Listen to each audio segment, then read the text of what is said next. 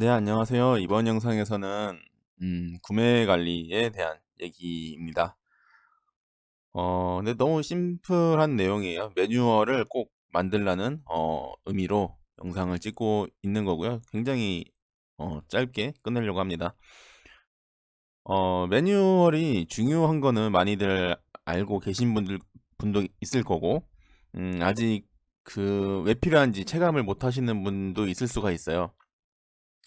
네, 매뉴얼이 있으면은 좋은 점은 물론 안 좋은 점도 있을 수도 있어요. 왜냐면은 매뉴얼이라는 게 설명서랑 같다고 보면은 누구나 그런 표준화된 방법으로 일을 처리하라는 얘기거든요.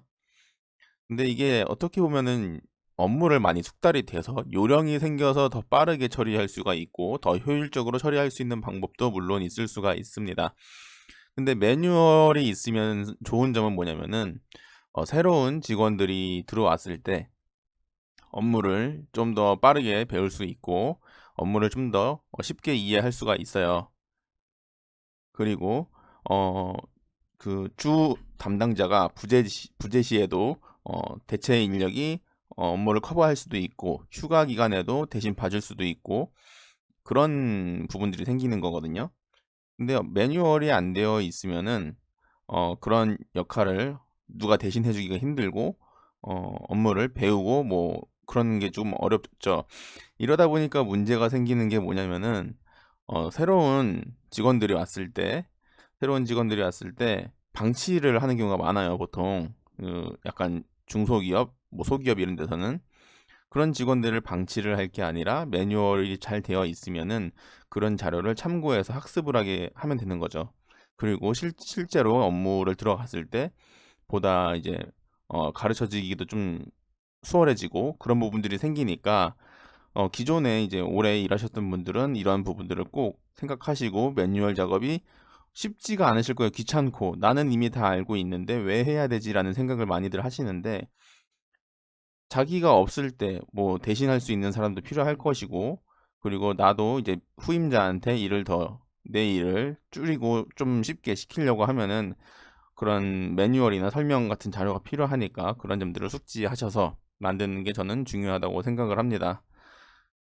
그래서 업무 표준화도 같이 해야 돼요. 매뉴얼 작업을 할 때는 매뉴얼을 만들 때는 나 혼자 쓰려고 만드는 게 아니고 우리 팀 그리고 우리 회사에서 쓰려고 만드는 거기 때문에 이런 표준화 작업이 필요하고 이런 표준화로 인해서 뭐 휴가 같은 걸 좀 더 쉽게 갈 수도 있고 업무 효율을 향상시킬 수도 있고 그리고 똑같은 용어와 똑같은 기준으로 말을 하기 때문에 의사소통이 조금 더 편해지겠죠. 아무래도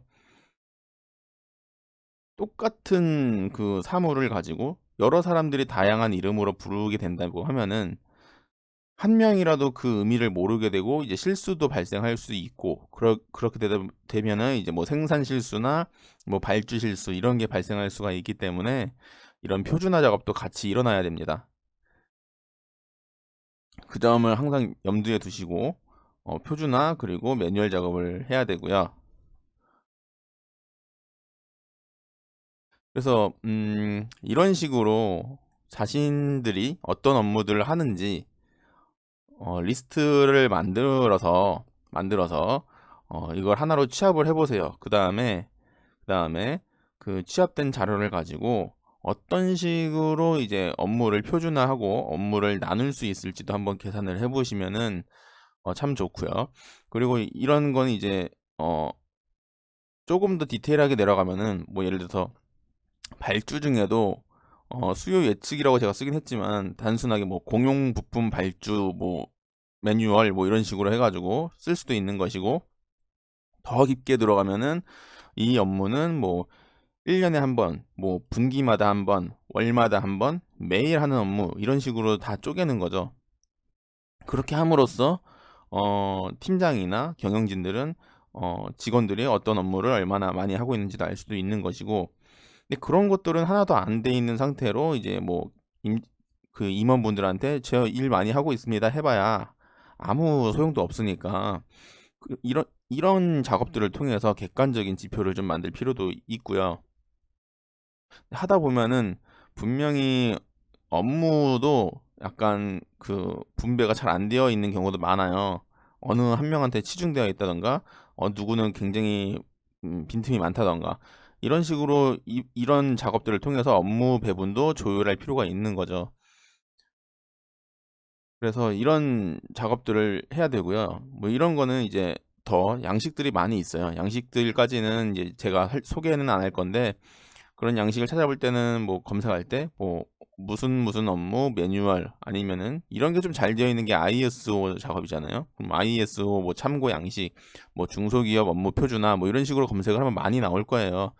네, 나오니까 그런 점들을 좀 참고를 하셔서 이런 매뉴얼 그리고 설명서 같은 이런 작업들을 해나가면서 업무에 대한 그런 표준화, 그리고 그로 인해서 이제 업무 효율 달성, 그리고 뭐 소통 비용 절감 뭐 이런 것들을 하는 거죠. 눈에 안 보이는 비용들이잖아요. 이런 게 잘 안 되는 게 모두. 그런 점들을 좀 개선할 필요가 있다는 말씀을 좀 드리고 싶어서, 특히 신입 그리고 뭐 한 2년차, 3년차 된 직원분들, 이런 분들은 꼭 이런 점을 고민하셔가지고, 회사의 매뉴얼 같은 게 잘 안 되어 있다 그러면은 자신들이 업무를 배울 때 매뉴얼을 만드는 게 제일 좋으세요. 배울 때. 그래서 이런 점들을 잘 생각하셔서 하나씩 만들어 나가시다 보면은 본인 업무도 그 향상될 것이고, 나중에 뭐 시간이 지나고 나서 다시 그 업무가 기억이 안 날 때 찾아서 따라할 수도 있고.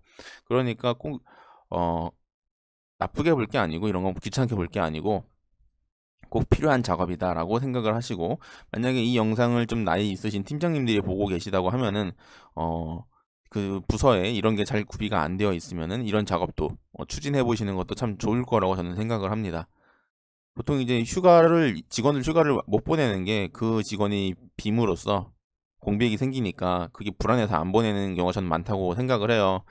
이런 것도 좀 줄일 수 있는 게 이런 매뉴얼 이라고 저는 생각을 하기 때문에. 그리고 실제로도 제가 경험했을 때도 이런 매뉴얼 때문에 선배들 업무도 대신 좀 휴가 때 비어 있을 때 좀 받을 수도 있었거든요.